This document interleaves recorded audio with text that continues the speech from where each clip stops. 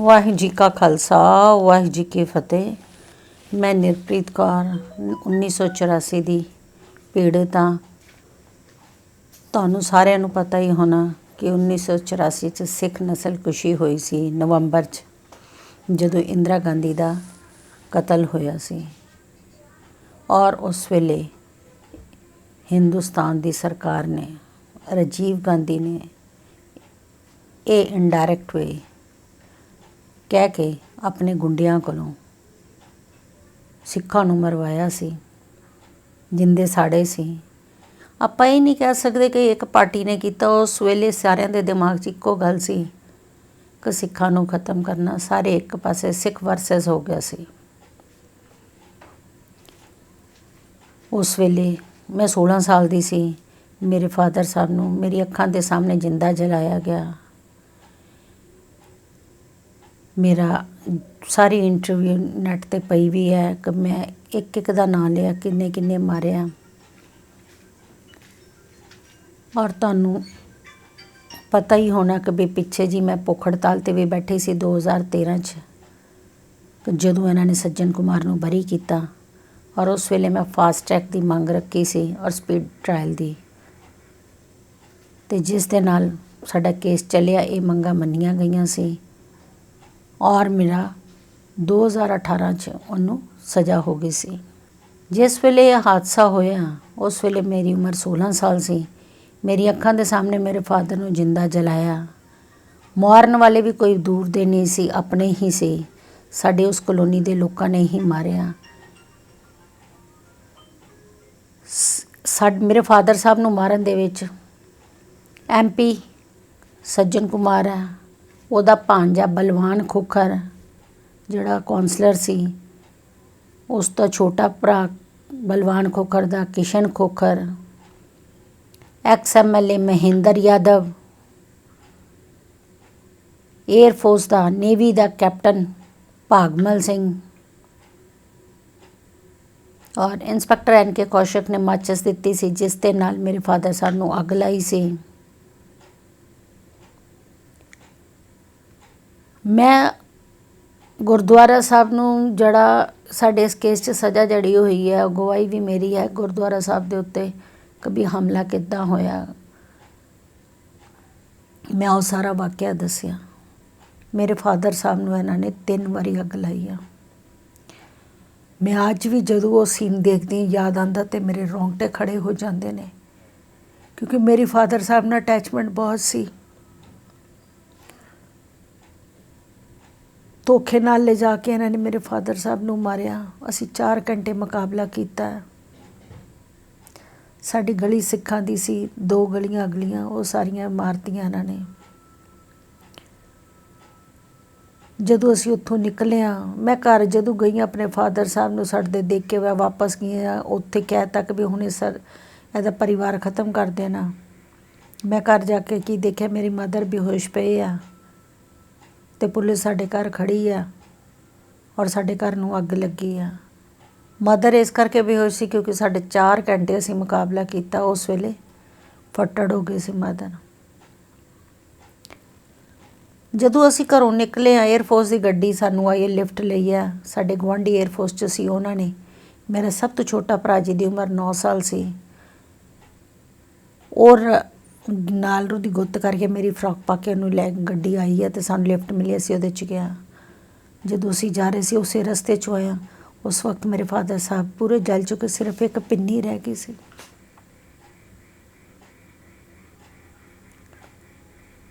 2 ਤਰੀਕ ਨੂੰ ਸਵੇਰੇ ਸੱਜਣ ਕੁਮਾਰ ਨੇ ਭਾਸ਼ਣ ਦਿੱਤਾ। ਮੈਂ 2 ਤਰੀਕ ਨੂੰ ਵੀ ਬੰਦੇ ਕੱਢਣ ਗਈ, ਅਤੇ ਜਦੋਂ ਅਸੀਂ ਕਲੋਨੀ ਵੱਲ ਨੂੰ ਗਏ ਹਾਂ ਅਤੇ ਰੋਡ 'ਤੇ ਖਲੋਤਾ ਜੀ ਪੁਲਿਸ ਦੀ ਜੀਪ 'ਚ सज्जन कुमार भाषण दे रहे कि भी सरदार बचना नहीं चाहिए, इन सरदारों को मारो, इन्होंने हमारी माँ को मारा है। जीप वाले डर गए, एयरफोर्स वाले सानू वापस लाए कि भी तेरे नाल ते असीं भी मारे जावांगे। मैं तो रात नूं गई हाँ, 3 नूं फिर गई हाँ, कुछ बंदे कड्डे ने। जो 3 नूं आर्मी लग गई है, 4 नूं असीं गए हाँ, उत्थे आर्मी की गड्डी सानू लैके गई है। ਵਿੰਗ ਕਮਾਂਡਰ ਐਲਐਸ ਪੰਨੂ ਨੇ ਬਹੁਤ ਸਾਡਾ ਸਾਥ ਦਿੱਤਾ।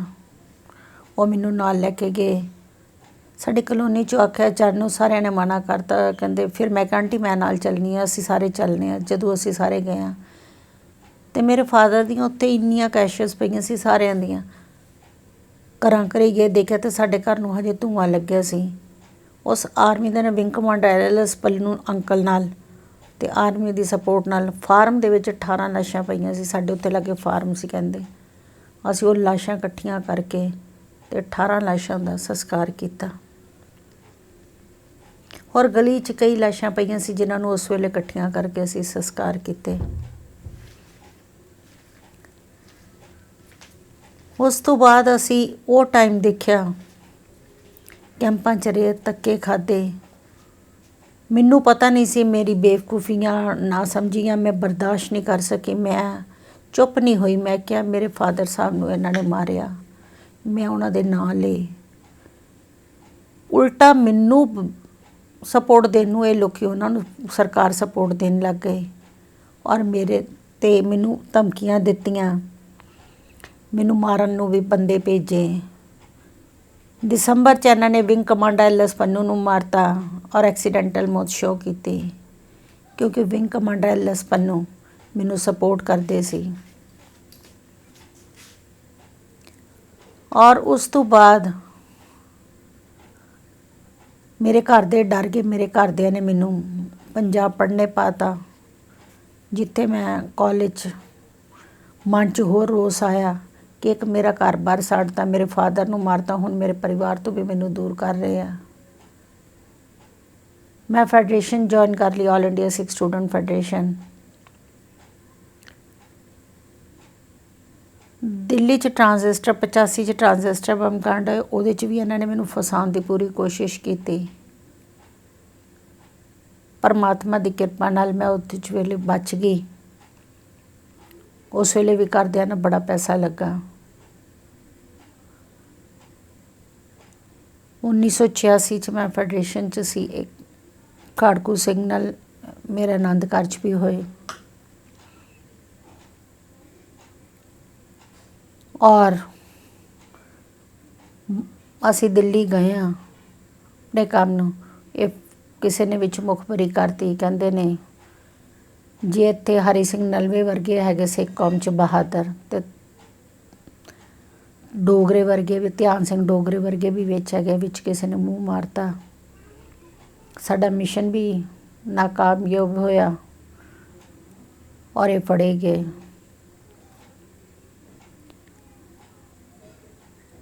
ਫਿਰ ਉਸ ਤੋਂ ਬਾਅਦ ਮੈਨੂੰ ਵੀ ਫੜਿਆ, ਪਰ ਮੈਨੂੰ ਛਡਾਇਆ ਮੇਰੇ ਹਸਬੈਂਡ ਨੇ ਉੱਥੋਂ ਔਰ ਕਸਟਡੀ 'ਚ ਸੀ ਔਰ ਜੇਲ੍ਹ 'ਚ ਵੈਰੋਵਾਲ ਦੀ ਪੁਲਿਸ ਲੈ ਕੇ ਗਈ ਹੈ ਇਹਨਾਂ ਦਾ ਰਿਮਾਂਡ। ਔਰ ਜੇਲ੍ਹ 'ਚੋਂ ਕੱਢ ਕੇ ਫੇਕ ਐਨਕਾਊਂਟਰ ਜਿਹੜਾ ਸ਼ੁਰੂ ਹੋਇਆ ਮੇਰੇ ਸਿੰਘ ਤੋਂ ਸ਼ੁਰੂ ਹੋਇਆ, ਜਿਹੜਾ ਤੁਸੀਂ ਸਾਰਿਆਂ ਨੇ ਸੁਣਿਆ ਹੋਣਾ ਕਿ ਭਾਈ ਰੋਸ਼ਨ ਲਾਲ ਵੈਰਾਗੀ ਬਿਆਸ ਦਰਿਆ ਤੋਂ ਭੱਜ ਕੇ 31 ਦਸੰਬਰ ਅਤੇ 1 ਜਨਵਰੀ ਦੀ ਰਾਤ 1986-87 ਦੀ ਤੋਂ ਇਹ ਮੁਕਾਬਲਾ ਸ਼ੁਰੂ ਕੀਤਾ। ਔਰ ਮੈਨੂੰ ਫਰਾਰ ਸ਼ੁਰੂ ਕਰਤਾ। ਮੇਰੇ ਮਦਰ ਨੂੰ ਔਰ ਮੇਰੇ ਮਦਰ ਦੀ ਇੱਕ ਫਰੈਂਡ ਆ, ਉਹਨਾਂ ਨੂੰ 3 ਸਾਲ ਜੇਲ੍ਹ 'ਚ ਰਹਿਣਾ ਪਿਆ। ਮੇਰੇ ਮਦਰ 3 ਸਾਲ 1 ਮਹੀਨੇ ਰਹੇ। ਸਾਡੇ 'ਤੇ ਬੜਾ ਤਸ਼ੱਦਦ ਹੋਇਆ। ਮੈਂ 88 'ਚ ਫੜੀ ਗਈ। ਮੈਂ ਫਰਾਰ ਸੀ। ਮੈਂ ਬਲੈਕ ਥੰਡਰ ਦੌਰਾਨ ਫੜੀ ਗਈ। ਉਸ ਵਕਤ ਮੇਰੇ ਕੋਲ ਇੱਕ ਬੇਟਾ ਵੀ ਸੀ, 10 ਮਹੀਨੇ ਦਾ ਬੱਚਾ। ਔਰ ਮੈਂ ਬੜਾ ਔਖਾ ਸਮਾਂ ਕੱਢਿਆ ਔਰ ਮੈਂ ਬਹੁਤ ਉਸ ਵੇਲੇ ਵੀ ਸਾਡਾ ਰਿਮਾਂਡ ਹੋਇਆ, ਬੜੇ ਥਾਂ ਧੱਕੇ ਖਾਧੇ। ਮੈਨੂੰ ਅੱਜ ਵੀ ਉਹ ਯਾਦ ਆ। ਮਾਲ ਮੰਡੀ SSP ਇਜ਼ਹਾਰ ਆਲਮ ਹੁੰਦਾ ਸੀ।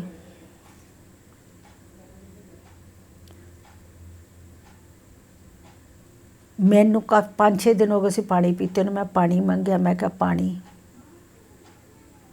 ਅਤੇ ਮੈਨੂੰ ਲੈਟਰਿਨ ਦੇ ਡੱਬੇ 'ਚ ਪਾਣੀ ਪਿਲਾਇਆ ਗਿਆ ਔਰ ਬਹੁਤ ਪੁੱਠਾ ਬੋਲਿਆ ਗਿਆ।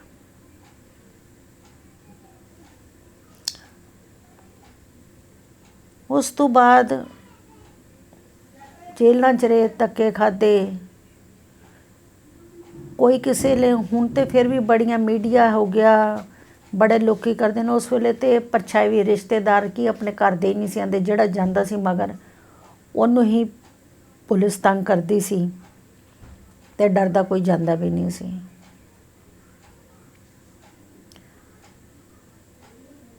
ਮੈਂ ਜੇਲ੍ਹ 'ਚ ਰਹੀ ਹਾਂ।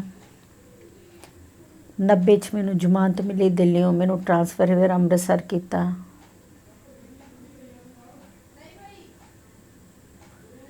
ਜਦੋਂ ਮੇਰੀ ਜ਼ਮਾਨਤ ਹੋਈ ਹੈ ਅਤੇ ਉਸ ਵੇਲੇ ਦਾ ਮਾਹੌਲ ਇਸ ਤਰ੍ਹਾਂ ਦਾ ਸੀ 90 ਦੇ ਵਿੱਚ ਦਾਕੇ 'ਚ, ਕਿ ਜਿੰਨੀ ਜ਼ਮਾਨਤ ਤੋਂ ਜਿਹੜਾ ਬੰਦਾ ਬਾਹਰ ਆਉਂਦਾ ਸੀ ਉਹਨੂੰ ਚੱਕ ਕੇ ਫਿਰ ਕੇਸ ਪਾ ਕੇ ਅੰਦਰ ਕਰ ਦਿੰਦੇ ਸੀ। ਮੈਨੂੰ ਵੀ ਚੱਕ ਲਿਆ, ਪਰ ਕਿਸੇ ਤਰੀਕੇ ਨਾਲ ਮੇਰੇ 'ਤੇ ਕੇਸ ਨਹੀਂ ਪਿਆ। ਕਦੇ ਅਪਰੋਚ ਲੱਗ ਗਈਆਂ ਕਿਸ ਤਰ੍ਹਾਂ ਵੀ ਕਰਕੇ ਵੀ ਵੱਡੀ ਦੇ ਕੁਛ ਵੀ ਕਰ, ਅਸੀਂ ਮੇਰਾ ਬਚਾਅ ਹੋ ਗਿਆ ਉਸ ਵੇਲੇ। ਪਰ ਮੈਂ ਘਰ ਨਹੀਂ ਗਈ ਕਿੰਨੇ ਦਿਨ। ਫਿਰ ਉਸ ਤੋਂ ਬਾਅਦ ਪੰਚਾਇਤ ਗਈ ਔਰ ਮੈਂ ਘਰ ਜਾ ਕੇ ਟਿਕੀ। ਹਾਏ ਥੋੜ੍ਹੇ ਹੀ ਦਿਨ ਹੋਏ ਮੈਨੂੰ ਟਿਕੇ ਨੇ, ਫਿਰ ਤੰਗ ਕਰਨ ਲੱਗ ਗਏ। ਮੈਂ ਦਿੱਲੀ ਤਰੀਕ 'ਚ ਆਈ, ਤਰੀਕ ਤੋਂ ਉਸ ਤੋਂ ਬਾਅਦ ਮੈਨੂੰ ਤੰਗ ਫਿਰ ਕਰਨ ਲੱਗ ਗਏ। ਮੈਂ ਆਪਣੇ ਬੇਟੇ ਨੂੰ ਬੜੂ ਸਾਹਿਬ ਪੜ੍ਹਨੇ ਭੇਜਿਆ, ਐਡਮਿਸ਼ਨ ਕਰਾ ਕੇ ਆਈ 91 'ਚ, ਔਰ ਉਸਦੀ ਤਬੀਅਤ ਖਰਾਬ ਹੋ ਗਈ ਮਈ ਮਹੀਨੇ 'ਚ। ਮੈਂ ਉਸ ਨੂੰ ਮਿਲਣ ਗਈ, ਉੱਧਰੋਂ ਫੋਨ ਆਇਆ ਅਤੇ ਮੈਂ ਦੇਖਣ ਗਈ। ਜਦੋਂ ਮੈਂ ਵਾਪਸ ਆ ਰਹੀ ਸੀ ਅਤੇ ਨਾਕੇ ਲੱਗੇ ਹੋਏ ਸੀ ਔਰ ਮੈਨੂੰ ਅਰੈਸਟ ਕਰ ਲਿਆ। ਮੈਨੂੰ ਪੁੱਛਿਆ ਗਿਆ ਵੀ ਕਰਨਾ। ਮੇਰੇ ਦਿਲ 'ਚ ਇਹ ਸੀ ਵੀ ਹੁਣ ਮੈਂ ਬੇਲ 'ਤੇ ਆਈ ਹਾਂ, ਮੈਨੂੰ ਕੀ ਗੱਲ ਆ। ਮੈਂ ਆਪਣਾ ਪਿੰਡ ਵੀ ਸਹੀ ਦੱਸਦਾ, ਸਾਰਾ ਕੁਛ ਆ। ਮੈਨੂੰ ਕਹਿੰਦੇ ਤੂੰ ਰੋਸ਼ਨ ਬਿੱਲੇ ਦੇ ਪਿੰਡ ਦੀ ਹੁੰਦੀ ਆ। ਮੈਂ ਕਿਹਾ ਹਾਂਜੀ। ਮੈਂ ਕਿਹਾ ਮੈਂ ਰੋਸ਼ਨ ਦੀ ਵਾਈਫ ਹਾਂ। ਇੰਨੀ ਗੱਲ ਸੁਣ ਕੇ ਕਹਿੰਦੇ ਪਾਸੇ ਹੋ ਜਾਓ। ਪਾਸੇ ਕਰਕੇ ਮੈਨੂੰ ਉੱਥੇ ਲਿਆ, ਮੈਨੂੰ CIA ਸਟਾਫ ਲੈ ਕੇ 17 ਸੈਕਟਰ। SSP ਸੁਮੇਧ ਸੈਣੀ ਸੀ।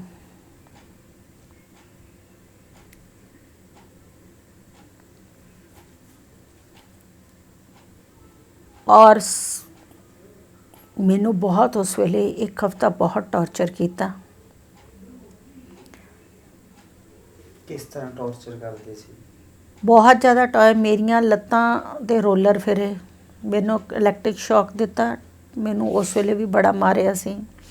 ਦਿੱਲੀ ਗਈ ਸੀ ਜਦੋਂ ਮੈਨੂੰ ਟਰਾਂਸਫਰ ਮੈਂ ਫੜੀ ਗਈ। ਉਸ ਤੋਂ ਬਾਅਦ ਅਕਤੂਬਰ 'ਚ 88 'ਚ ਮੈਂ ਜਦ ਦਿੱਲੀ ਗਈ ਹਾਂ, ਮੈਨੂੰ ਉੱਥੇ ਵੀ ਬੜਾ ਟੌਰਚਰ ਕੀਤਾ ਗਿਆ ਸੀ।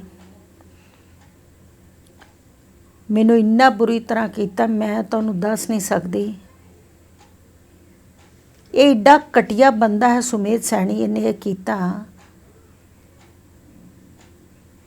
ਮੇਰੇ ਵੇਲੇ। ਇਹਨੇ ਇਹ ਕੀਤਾ ਉਸ ਵੇਲੇ। ਮੇਰੇ ਕੋਲ ਕਿਸਮਤ ਪਰਮਾਤਮਾ ਦਾ ਸ਼ੁਕਰਾਨਾ ਕਰਦੀ ਹਾਂ ਮੈਂ ਕਿ ਉੱਥੇ ਕਿਸੇ ਵੀਰਾਂ ਨੇ ਕਿਸੇ ਨੂੰ ਪਤਾ ਲੱਗ ਗਿਆ ਅਤੇ ਉੱਥੇ ਫਾਇਰਿੰਗ ਹੋ ਗਈ ਅਤੇ ਮੇਰਾ ਬਚਾਅ ਹੋ ਗਿਆ। ਨਹੀਂ ਤਾਂ ਇਹਨੇ ਤਾਂ ਉੱਥੇ ਪੂਲਾ ਵੀ ਬੁਲਾ ਲਿਆ ਸੀ, ਮੇਰੀ ਸਲਵਾਰ ਉਤਾਰਤੀ ਸੀ। ਔਰ ਤੁਹਾਨੂੰ ਪਤਾ ਹੀ ਹੈ ਪੂਲਾ ਕੀ ਕਰਦਾ ਸੀ। ਮੈਂ ਉਹ ਟਾਈਮ ਵੇਖਿਆ, ਮੈਂ ਕਦੀ ਭੁੱਲਦੀ ਨਹੀਂ। ਅਸੀਂ ਬੜਾ ਸਮਾਂ ਮਾੜਾ ਦੇਖਿਆ। ਜਦੋਂ ਮੈਂ 96 'ਚ ਬਰੀ ਹੋਈ ਹਾਂ, ਕੇਸ ਮੇਰੇ 'ਤੇ ਕੋਈ ਨਹੀਂ ਰਿਹਾ। ਜਦੋਂ 91 'ਚ ਮੈਨੂੰ ਫੜਿਆ ਸੁਮੇਧ ਸੈਣੀ ਨੇ ਬਹੁਤ ਮਾਰਿਆ। ਹਫ਼ਤੇ ਬਾਅਦ ਮੈਂ 1 ਹਫ਼ਤਾ ਟੌਰਚਰ ਕਰਦਾ। ਮੈਂ ਉਹਨੂੰ ਜਦੋਂ ਨੇ ਮੇਰੀ ਰਗਾਂ 'ਤੇ ਇੱਥੇ ਬੂਟ ਰੱਖਿਆ ਔਰ ਮੈਨੂੰ ਆਖਿਆ, ਮੈਂ ਉਹਨੂੰ ਇੱਦਾਂ ਇਸ਼ਾਰਾ ਕੀਤਾ, ਮੈਂ ਕਿਹਾ ਤੇਰੀ ਮੇਰੇ ਨਾਲ ਕੋਈ ਦੁਸ਼ਮਣੀ ਨਹੀਂ, ਤੇਰਾ ਨਹੀਂ। ਮੇਰੀ ਦਿੱਲੀ ਵਾਲਿਆਂ ਨਾਲ ਲੜਾਈ ਹੈ, ਮੇਰੀ ਤੇਰੇ ਨਾਲ ਲੜਾਈ ਨਹੀਂ। ਉਹਨੇ ਮੈਨੂੰ ਛੱਡ ਤੇ ਦਿੱਤਾ ਕਿਉਂਕਿ ਮੇਰੇ ਘਰਦਿਆਂ ਨੇ ਅਪਰੋਚ ਵੀ ਲਵਾ ਲਈ ਸੀ, ਸਭ ਕੁਝ ਕਰ ਲਿਆ ਸੀ। ਉੱਧਰੋਂ ਮੈਨੂੰ ਇਹਨੇ ਛੱਡਿਆ ਔਰ ਉੱਧਰੋਂ ਨੇ ਦਿੱਲੀ ਵਾਲਿਆਂ ਨੂੰ ਇਨਫੋਰਮ ਕਰਤਾ ਕਿ ਬਈ ਮੈਂ ਛੱਡਤੀ ਹੈ, ਤੁਸੀਂ ਫੜ ਲਓ।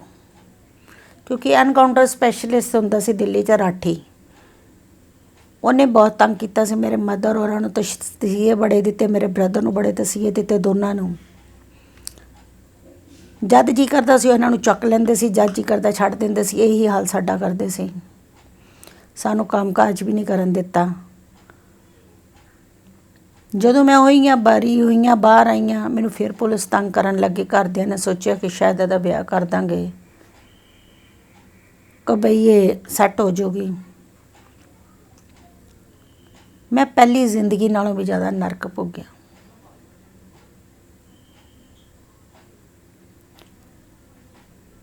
ਮੇਰਾ ਛੋਟਾ ਜਿਹਾ ਮੇਰਾ ਬੱਚਾ ਵੀ ਖੋ ਕੇ ਲੈ ਗਏ ਸੀ। ਮੈਨੂੰ ਆਪਣੇ ਘਰ ਵਾਸਤੇ ਲੜਾਈ ਕਰਨੀ ਪਈ, ਬੱਚਾ ਲੈਣਾ ਪਿਆ। ਉਸ ਤੋਂ ਬਾਅਦ ਮੈਂ ਆਪਣੇ ਆਪ ਨੂੰ ਸੰਘਰਸ਼ ਕੀਤਾ ਕਰਕੇ ਆਪਣਾ ਬਿਜ਼ਨਸ ਖੋਲ੍ਹਿਆ, ਆਪਣਾ ਕਾਰੋਬਾਰ ਚਲਾਇਆ, ਸਭ ਕੁਝ ਕੀਤਾ। ਪੁਲਿਸ ਬੜਾ ਫਿਰ ਵੀ ਤੰਗ ਕਰਦੀ ਰਹੀ ਔਰ ਸਾਡੇ ਘਰੇਲੂ ਵੀ ਪਰੇਸ਼ਾਨੀਆਂ ਬਹੁਤ ਜ਼ਿਆਦਾ ਰਹੀਆਂ। 2001 'ਚ ਮੇਰੀ ਜਿਹੜੀ ਸੈਕੰਡਰੀ ਮੈਰਿਜ ਹੋਈ, ਅਸੀਂ ਸੈਪਰੇਟ ਹੋ ਗਏ। 97 'ਚ ਮੇਰੀ ਰੀਮੈਰਿਜ ਹੋਈ। ਪਰ ਮੈਂ ਬਹੁਤ ਦੁੱਖ ਕੱਟਿਆ ਉਸ 'ਚ ਵੀ। ਅਸੀਂ ਇੱਕ ਤਰ੍ਹਾਂ ਦੇ ਸੈਪਰੇਟ ਹੋ ਗਏ। ਬੜਾ ਸੰਘਰਸ਼ ਕਰਨ ਤੋਂ ਬਾਅਦ ਮੈਨੂੰ 2006 'ਚ ਬੇਟਾ ਮਿਲਿਆ। ਕਦੀ ਲੈ ਜਾਣਾ, ਕਦੀ ਦੇਣਾ, ਬੜੇ ਤਰਲੇ ਲੈ ਕੇ, ਬੜੀਆਂ ਲੜਾਈਆਂ ਕਰਕੇ ਮੈਨੂੰ ਮਿਲਿਆ।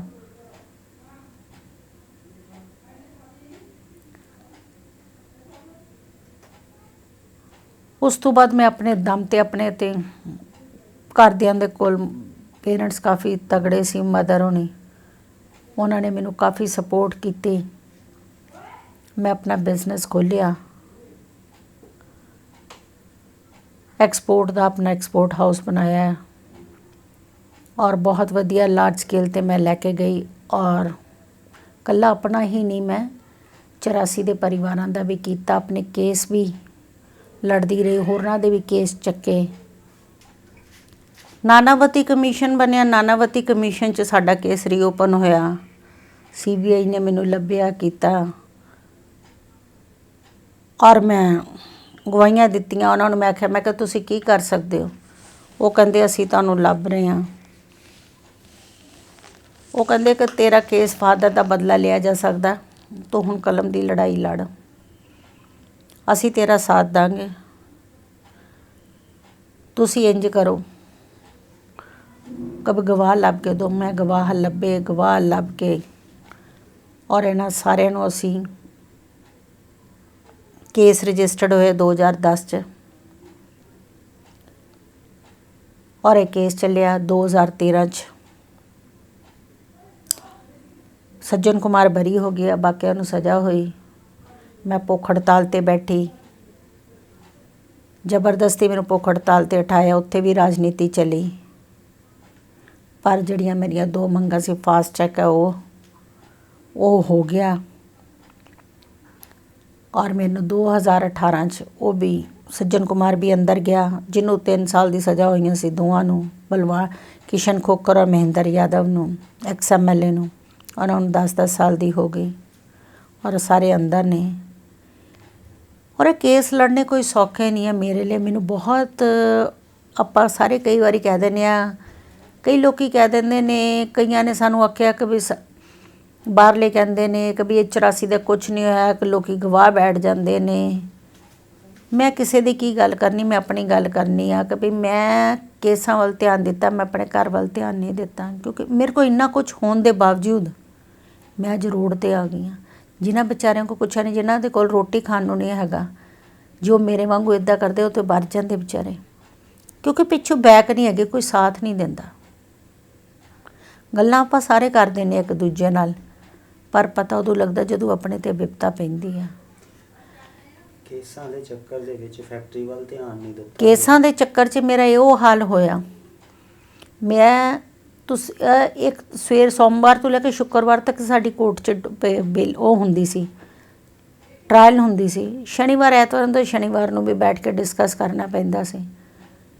ਹਫ਼ਤੇ 'ਚ ਇੱਕ ਦਿਨ ਪਰਿਵਾਰ ਨੂੰ ਦੇਖਾਂ ਕਿ ਫੈਕਟਰੀ ਨੂੰ ਦੇਖਾਂ। ਤੁਹਾਨੂੰ ਪਤਾ ਕਿ ਬਿਜ਼ਨਸ ਜਿਹੜੇ ਚੱਲਦੇ ਨੇ ਉਹ ਪਿੱਛੇ ਪੈਰਵਾਈ ਜਦ ਤੱਕ ਨਾ ਪਿੱਛੇ ਸਿਰ 'ਤੇ ਨਾ ਬੈਠੋ, ਲੇਬਰ ਕੰਮ ਨਹੀਂ ਕਰਦੀ। ਮੇਰੀਆਂ ਫੈਕਟਰੀਆਂ ਵੀ ਗਈਆਂ। ਮੇਰੀ ਅਚਾਰ ਦੀ ਵੀ ਫੈਕਟਰੀ ਸੀ, ਮਸਾਲੇ ਦੀ ਵੀ ਫੈਕਟਰੀ ਸੀ, ਐਕਸਪੋਰਟ ਦੀ ਵੀ ਫੈਕਟਰੀ ਸੀ, ਐਕਸਪੋਰਟ ਦੀ ਉਹ ਬੁਟੀਕ ਵੀ ਸੀ। ਮੇਰਾ ਸਭ ਕੁਝ ਚਲੇ ਗਿਆ, ਮੈਂ ਧਿਆਨ ਨਹੀਂ ਦਿੱਤਾ। ਅੱਜ ਮੇਰੀ ਉਹ ਹਾਲਾਤ ਹੈ, ਮੇਰਾ ਉਹ ਹੈਗਾ ਕਿ ਬਈ ਮੈਂ ਕਿਰਾਏ ਦੇ ਮਕਾਨ 'ਤੇ ਧੱਕੇ ਖਾ ਰਹੀ ਹਾਂ।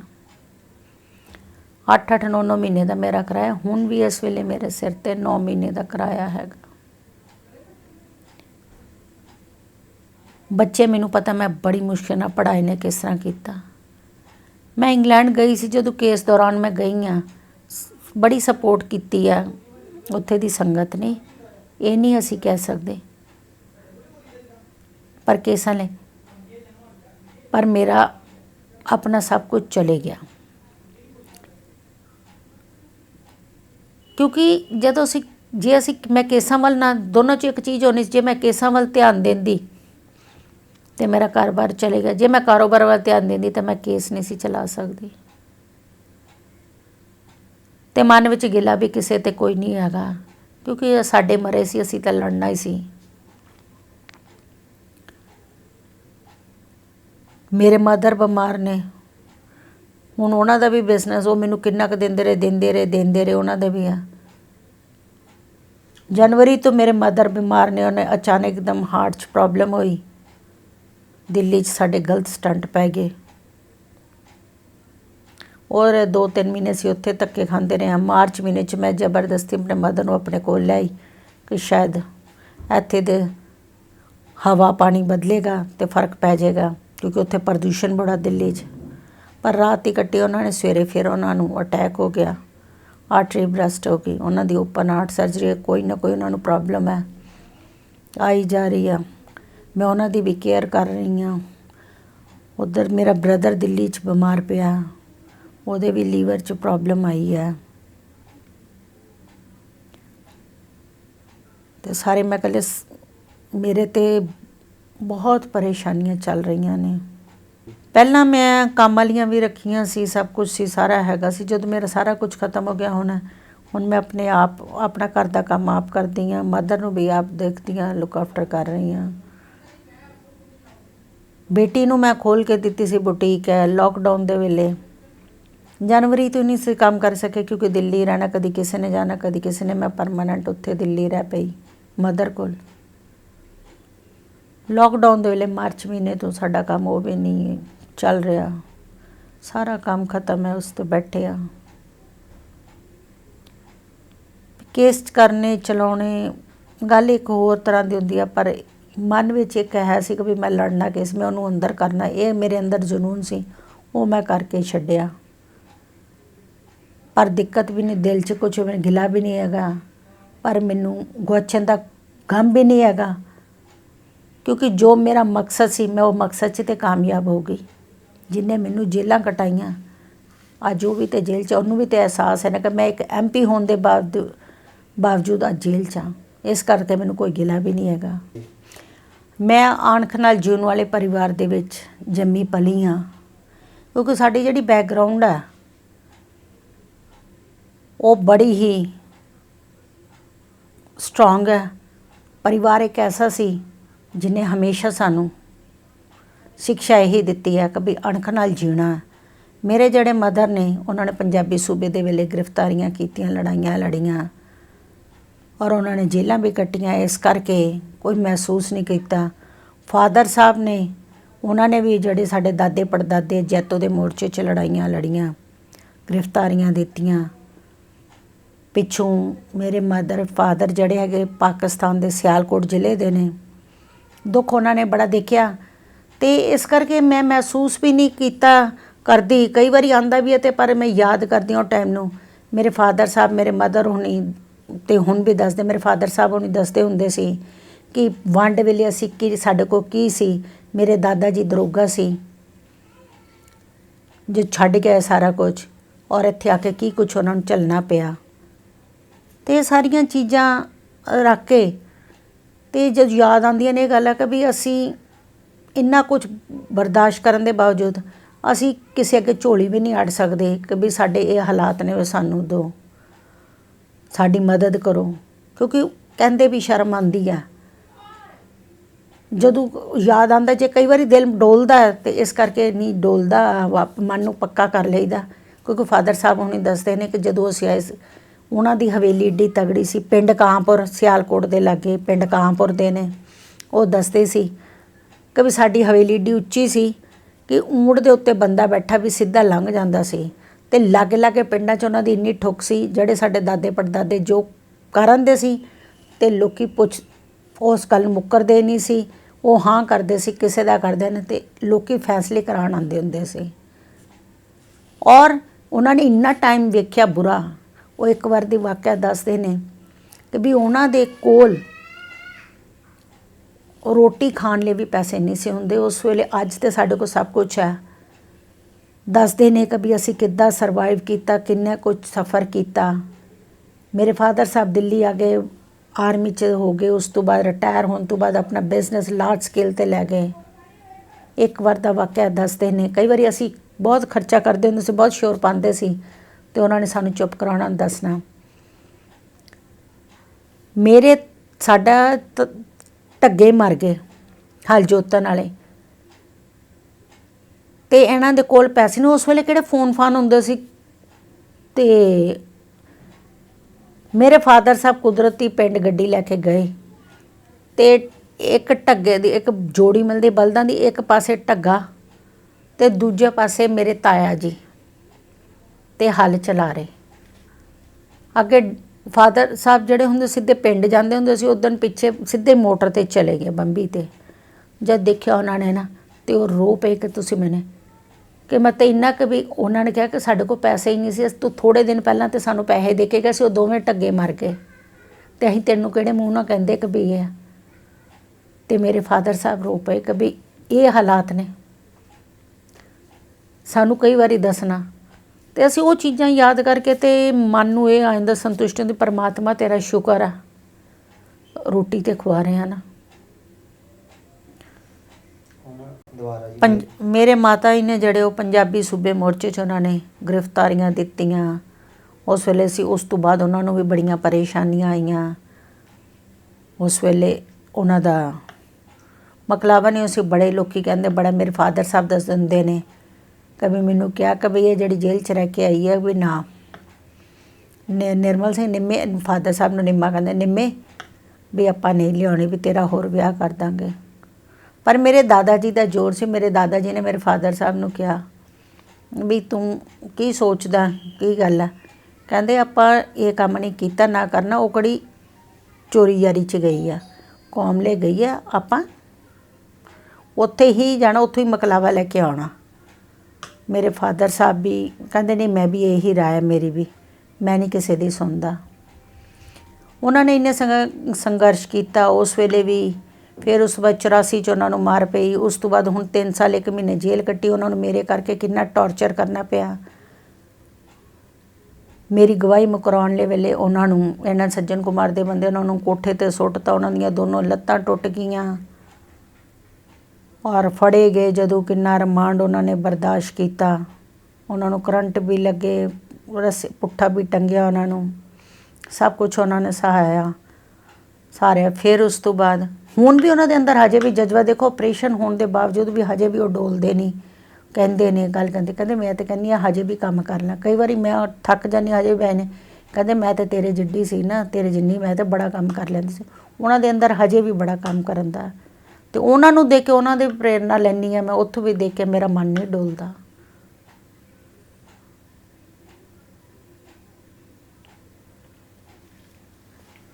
ਅੱਜ ਸਮੂਹ ਸਾਧ ਸੰਗਤ ਨੂੰ ਵਾਹਿਗੁਰੂ ਜੀ ਕਾ ਖਾਲਸਾ, ਵਾਹਿਗੁਰੂ ਜੀ ਕੀ ਫਤਿਹ।